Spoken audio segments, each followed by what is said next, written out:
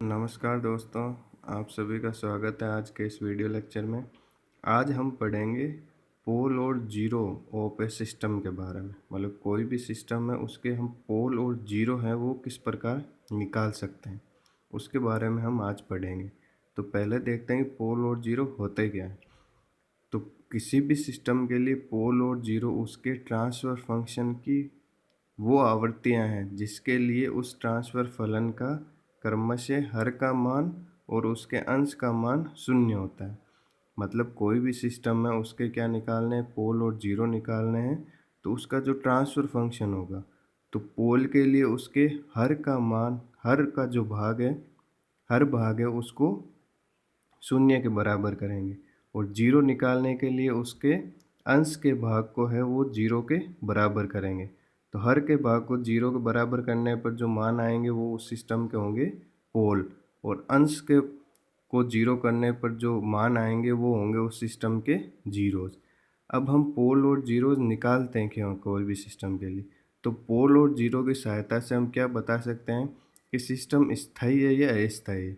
मतलब सिस्टम की स्टेबिलिटी है वो हम पोल और जीरो की सहायता से चेक कर सकते हैं।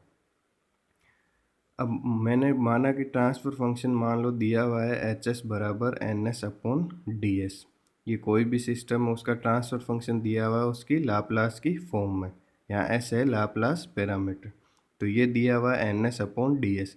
तो इसका अंश भाग है एन एस और इसका हर भाग है डी एस। तो अब अगर मेरे को जीरो निकालना है तो मैं इसके अंश के भाग को जीरो के बराबर करूँगा। तो जीरोज क्या होंगे मेरे एन एस के मूल होंगे। कब होंगे? जब एन एस को मैं जीरो के बराबर करूँगा। तो एन एस के जीरो के बराबर करने पर जो एस की वैल्यू आएंगी वो सारे क्या होंगी मेरे जीरोज होंगे। तो जितनी एस की वैल्यू आएंगी उतने उस सिस्टम में जीरो होंगे। इसी प्रकार पोल निकालने हैं तो हर के भाग को जीरो के बराबर करना है। तो उससे जितनी एस की वैल्यू आएंगी वो सारे उस सिस्टम के क्या होंगे? पोल होंगे। अब पोल और जीरो है उनको एक ग्राफ में अंकित किया जाता है। तो पोल और जीरो को हमेशा एस प्लेन है उसमें अंकित किया जाता है। तो पोल और जीरो हमेशा एस प्लेन में अंकित होंगे। तो एस प्लेन में क्या होंगे? एक एस प्लेन की वास्तविक अक्ष होगी, एक उसकी होती है काल्पनिक अक्ष।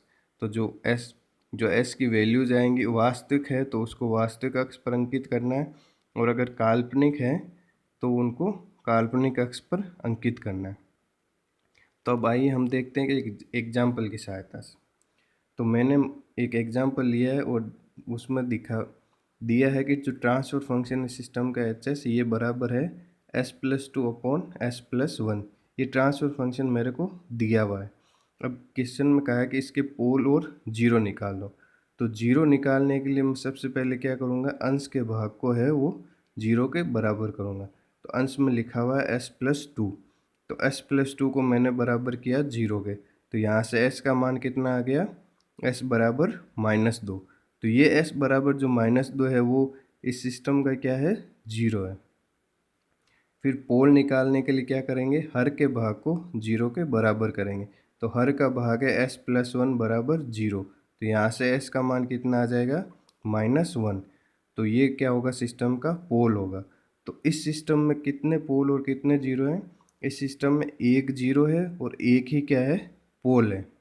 तो एक जीरो और एक पोल है। तो ये एग्जाम्पल होगा पोल और जीरो निकालने का।